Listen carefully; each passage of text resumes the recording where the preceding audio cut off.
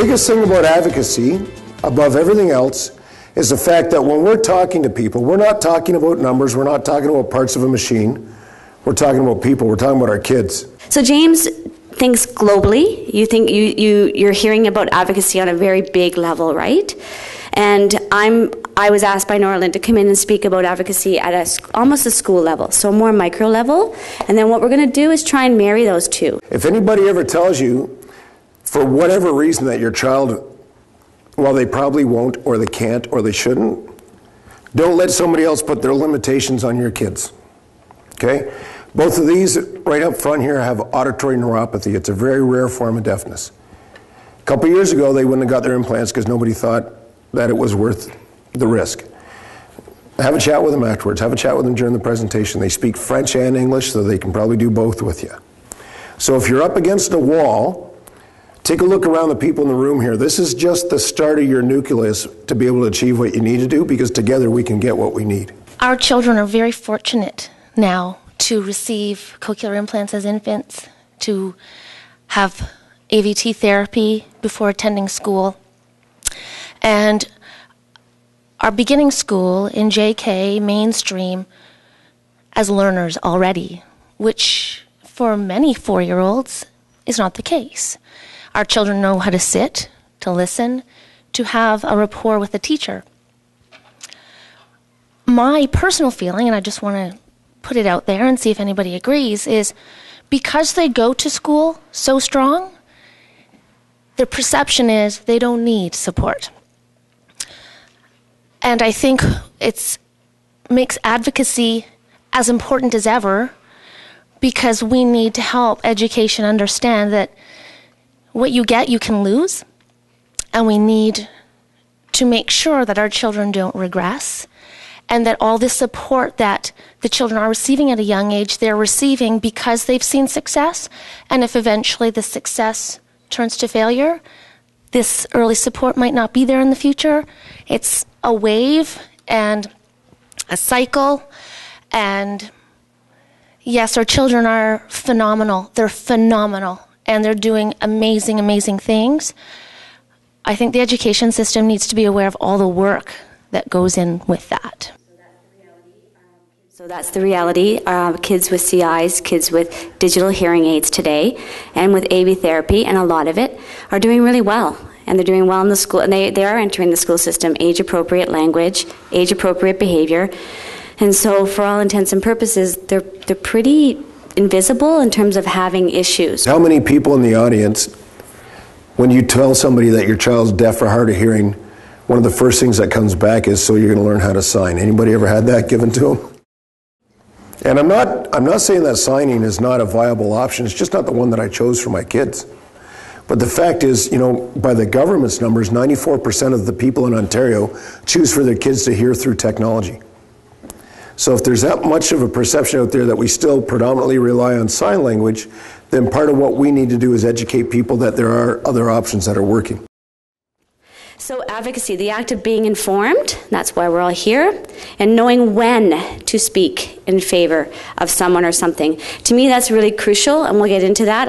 I'll walk you through a timeline of when you should do what in terms of that advocacy at the school level. So the role of advocate can be the most rewarding journey for a parent. So the Education Act provides the overall framework for the identification and placement of exceptional pupils.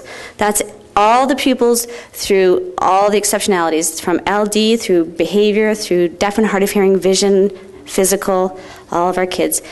And it ensures the provision of special education programs and services for these kids. It defines terms, provides the authority to the minister to establish regulations as required, and gives the ministry direction in writing the policy and program memoranda. Under the Act, you have these regulations. So this is a really important regulation to be familiar with, Regulation 181. It requires that all school boards set up an IPRC. You can request an IPRC as a parent anytime. You can request that. The IPRC, the R in IPRC is review. So that's your annual review. That's where we talk about how is Jenna, how is Mark doing? And then you decide, well, something needs to change here. We need to do something different. Or we go on because we're happy. Parents should be well informed before you get there, though. You shouldn't be arriving at a meeting where they're saying your child needs to be at St. Agatha's. I would be very upset if that happened at an IPRC. That again is your relationship with your school, right? You should know everything going into an IPRC. It's a pretty formal meeting. It's not where you're like talking and dialoguing a lot. Usually when I meet with parents, I tell them this is what an IPRC is, and I do all of my discussing, sharing with them prior. So when they walk into the IPRC, it's very straightforward. They know. They've already heard this information once before.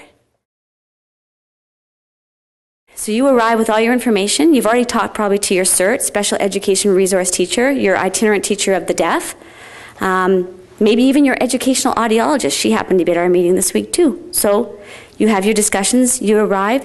What goes on? So the committee is comprised of 2 unbiased people, usually your principal, but another principal from another school. Depends, every board runs differently. And then like what we call support staff, so a consultant of some type, social worker or speech language pathologist. Okay. Right. What I'm really thinking about is the scope of review of the child's progress at that point. Like right. What do you recommend there for talking about the progress they're making in that situation? Paul, I will say this, IPRCs are sometimes not the best place to sit there and chat about progress. That's your case conference. That's what I had for Harry on Monday, your case conference. Call them anytime, all the time. I go into the foyer at the school, I say, hey, I've got some new information. Can we have a meeting?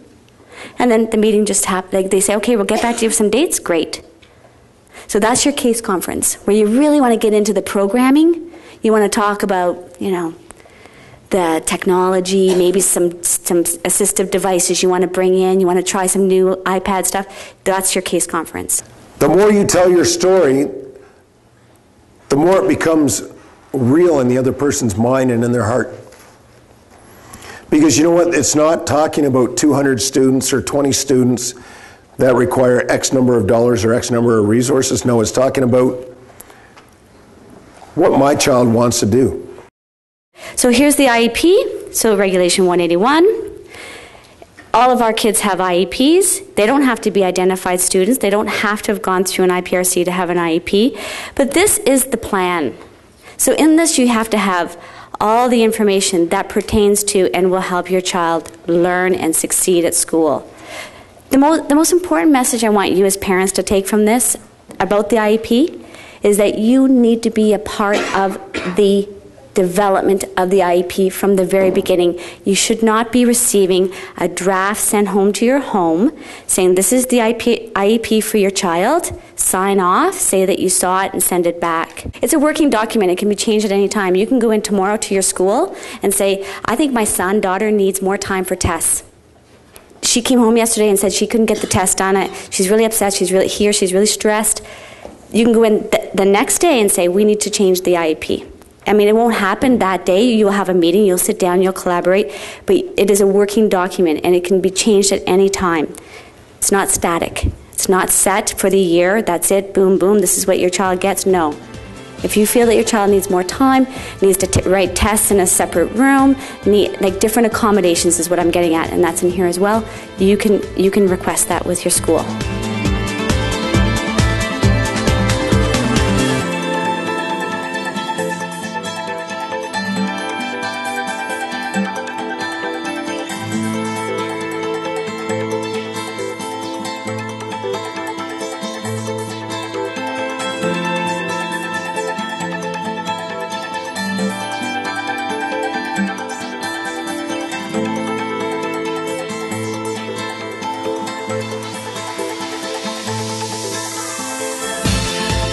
This is in your IEP, the difference between accommodation and modification. So important. So accommodations are the things that all of our kids need. Things like extended time, quieter rooms for testing, FM systems, hush-ups, all of that. That's standard stuff. It's right there. Modifications is when, usually done after an assessment, when it's deemed that the child needs to be working lower than the expected curriculum, or higher, could be higher too, for the gifted, or usually for the gifted student. You don't go in like a bull in a china shop, right? You go in and you make a relationship with your school. The biggest hint I can give you today, volunteer in your child's school. Let them get to know that you're part of the school community, you're part of the culture, you care about the school. Like All-Star Reading, I can give you all kinds of the nutrition programs. Get involved if you can. If you can't, even send in your mother. Send in your husband. Send in anyone to volunteer. Go on a class trip. But let that school, your school community know that you care about it and that you're a partner, that you're giving to it. And become familiar to people. Because this is the relationship that you want to build, that sort of partnership, like a really good-spirited relationship with the school. You can't overstate the importance of letting the people that get to make the decisions know who your kids are. So if it's your trustees, they make a great effort to come out to the schools and meet the kids. Make sure your kids actually meet them and shake hands and talk to them. Let them see the successes that your kids are having. Because before we leave the room today, I want everybody in this room to do one thing and one thing only, and that is I want you to actually take action.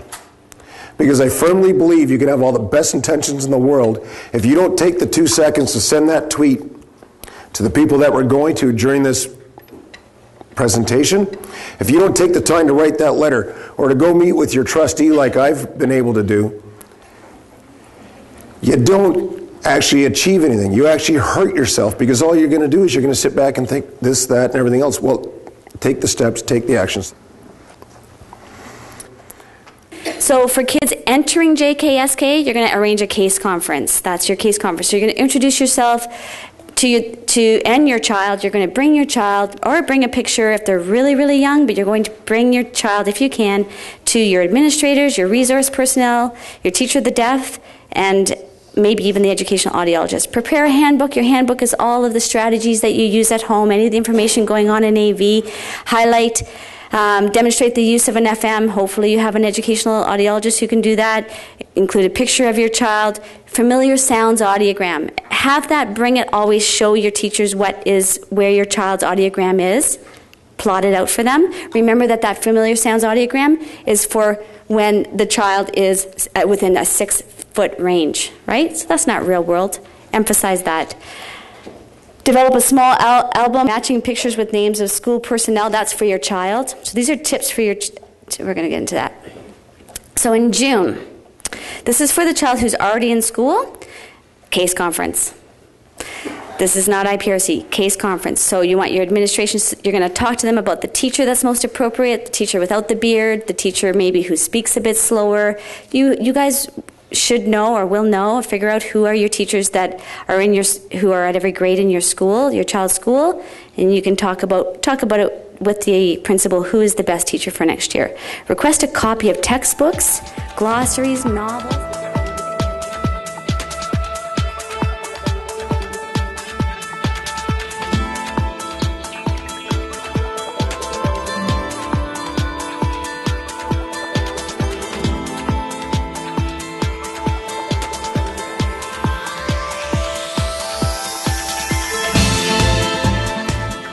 All these questions we can help each other with. When it's time to advocate, we can do that as a group, right? Because we're not saying that we're going to put a gun to your head, because that's not how you do this.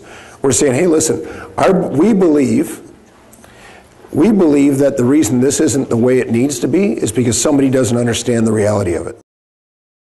Set up a brief meeting early on in September. Where's Paul? 2 or 3 weeks into September. That's when you're going to offer to collaborate on the IEP, because that's about the time they're all writing IEPs, right at the end of September there. Make sure that your teacher of the deaf is at every meeting. She's integral to your child's success. You have to figure out with the teacher what is the best way for you to communicate beyond the agenda that every child gets. So you want to figure out, like Harry has a communication book. It's not to talk about his behavior. It's to talk about the themes for the week in every subject. So how you communicate?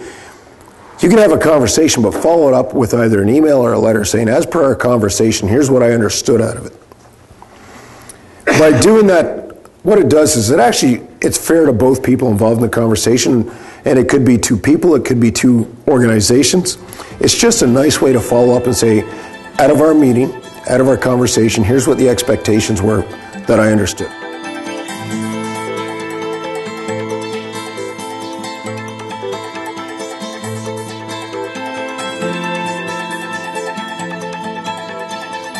Parents got together over a coffee table or a kitchen table, shared a coffee, and decided what they were going to do next and how they were going to approach a problem.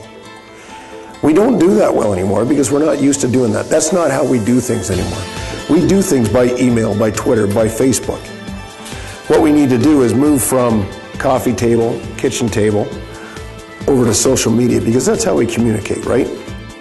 So that initial experiment we did with the first tweet about Harry's cochlear implant, Minister Matthews was one of the people that I sent it to specifically. And in one blink of an eye, when she retweeted that comment, it went out to 4,800 people. So that's the power of Twitter.